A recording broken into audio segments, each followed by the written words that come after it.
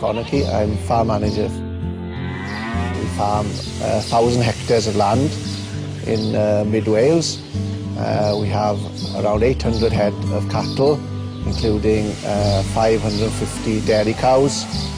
We have 3,000 head of sheep, and we grow some arable crops. We can't deny as farmers, as agriculturists, that methane produced by cows contributes to global warming.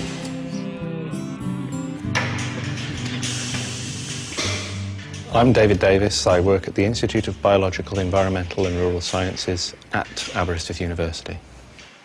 Cows have a very complex digestive tract, more complex than humans. Within their stomach, they are able to digest plant fibre, and humans cannot. To do that, they need a very complex mix of bacteria and fungi and protozoa within their digestive system.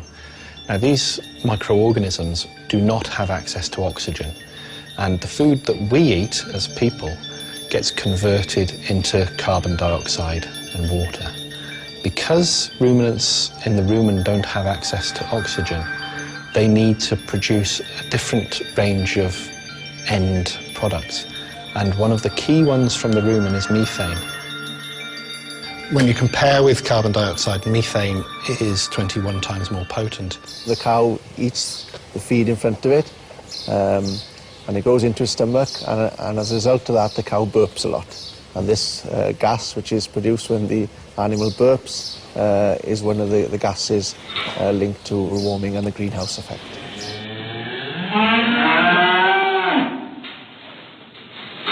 Every cow and every ruminant regurgitates its food into the mouth to chew, and this enables the microorganisms in the stomach to actually get better access to that feed. And whilst they're regurgitating it, they're actually releasing methane. So every time the cud, as it's called, comes into the mouth, a small amount of gas will also be released, and this will contain a large proportion of methane. No, we don't notice anything about it because it's just a natural process which occurs in all ruminants. The dairy cow that's producing 8,000 to 10,000 litres of milk every year will produce around 500 to 700 litres of methane every day. So your average cow will produce around 700 litres of methane per day. This is equivalent to the amount of greenhouse gas CO2 emissions produced by a big 4x4 vehicle travelling around 35 miles per day. The ruminant population within the world is probably growing, and it has to grow in line with the growth in population in order to feed that population. I think it should concern everybody.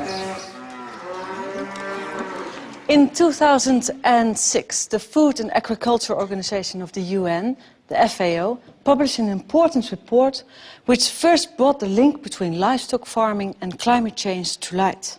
I'm now going to speak to Dr. Henning Steinfeld, the chief author of this report. Dr. Steinfeld, you have calculated that livestock farming is responsible for 18% of greenhouse gas emissions. That's quite a lot. In fact, 18% is quite a lot. It has to do with the fact that in this assessment we took into account all the changes in land use that are related to livestock, the production of animals in terms of methane, the manure management in terms of also methane and nitrous oxides, and the various steps of the feed production, livestock production, processing, transport and so on that have to do with livestock and feed commodities, and this is how you get to 18%. Okay. How did you respond yourself when you were confronted with these figures? I knew it was high. I knew also the impact on water and biodiversity was going to be very significant.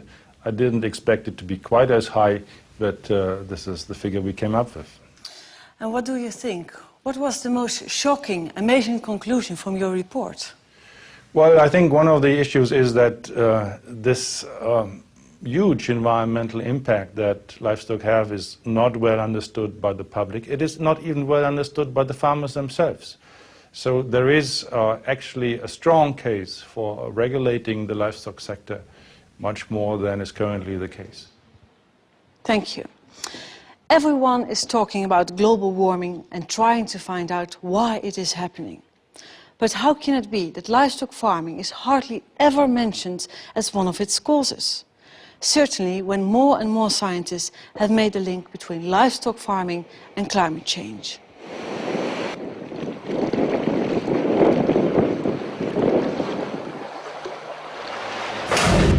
It's not generally known, but between 40 and 50% of all cereals are not eaten by humans, but by livestock. And for soy, that's about 75%. If you consider that it takes about 7 kilograms of grain, that's corn and soybeans, to just make 1 kilogram of beef, we're talking about hundreds and hundreds of hectares of soy being planted in former rainforest to provide meat. That's not a very efficient way of producing protein food.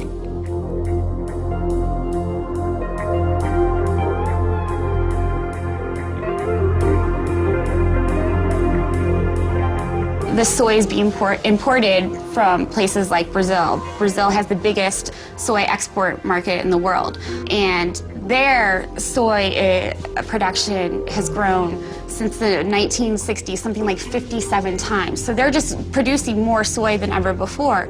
And most of that soy is being produced in very environmentally sensitive areas, including the Amazon rainforest and the Cerrado, which is a woodland savanna.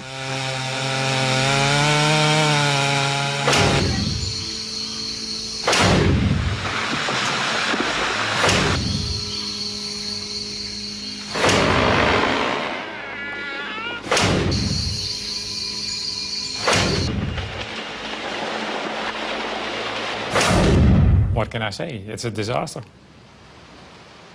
The main drawback is losing biodiversity, but indirectly it's also influencing climate change. It's speeding up the climate change that's already occurring.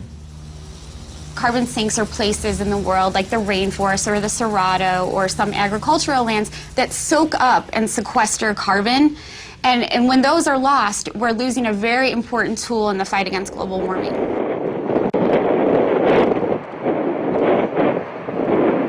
Today, there's nothing more important than trying to contain the problem of global warming. And to do that, we cannot afford not to pay attention to agriculture. If we want to just achieve a fairly conservative objective in this sector, which is to stop this sector adding more by the middle of the century, then we have to take quite radical steps, because the natural dynamic is that as populations get richer, they almost universally consume more animal products. In the global context at the moment, this argument really, in a way, focuses on China, because China is the biggest increaser in meat consumption. It's doubling every 10 years. The population of pigs and chickens in China is doubling every 10 years. These are monogastric animals. They don't create a greenhouse gas problem in terms of methane release, but they do create environmental problems because they have to be fed. And the feedstuffs have to come from global sources, and they come from soybean production in Brazil, which comes from deforestation and so on. If the rich countries keep on consuming at their high level, and countries like China come up to our high level, then the situation will be much worse, and that will make it very much more difficult to achieve global warming targets overall.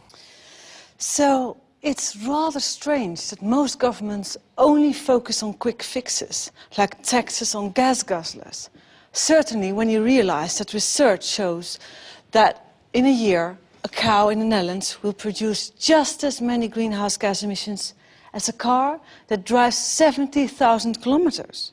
7,000 kilometers. This means driving around the globe more than 1.5 times.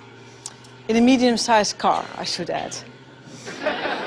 The image we get to see of global warming is always so one-sided. We only get to see factory chimneys and traffic jams. Where are the public information campaigns about the relationship between carbon emissions and eating meat? I certainly haven't seen them yet in the Netherlands, despite the fact that we slaughter 500 million animals here each year. Animals, however, discover exactly what factory farming is very early on in their lives. Piglets, for example, are castrated without anesthetic. Their tails are docked, they are forced to live in dark concrete stalls and usually only see daylight when they are taken to slaughter. It's not much different for other factory-farmed animals. Take laying hens, for example. They are crammed into battery cages and their beaks are trimmed to stop them from pecking one another.